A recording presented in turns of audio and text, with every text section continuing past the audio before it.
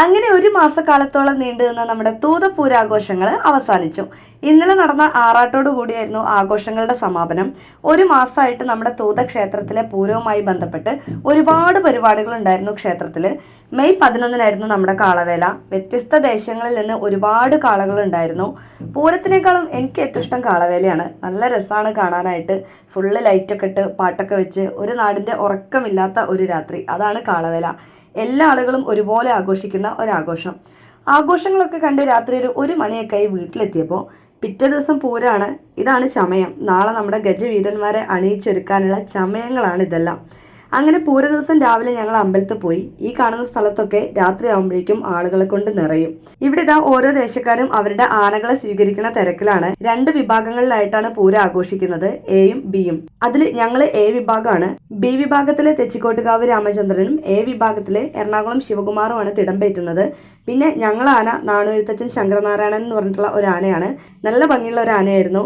ഉച്ചയ്ക്ക് ശേഷം ഒരു 2:30 ആയപ്പോഴേക്കും പൂരം പുറപ്പെട്ടു.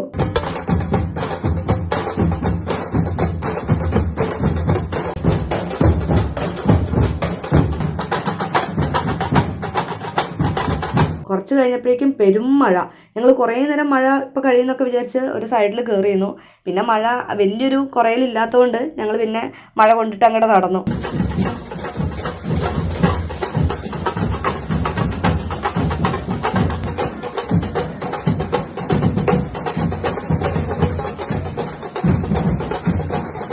എന്തൊക്കെയാണെങ്കിലും പൂരം നല്ല അടിപൊളിയായിരുന്നു. ഇതാണ് നമ്മുടെ കാറൽമണ്ണ സെന്റർ. ഇവിടെ എ വിഭാഗത്തിലെ എല്ലാ ആനകളും ഉണ്ടാവും. ഇവിടുന്ന് ചെറിയൊരു പൂരം കഴിഞ്ഞതിന് ശേഷമാണ് ഈ 15 ആനകളും തൂതയിലേക്ക് പോകും.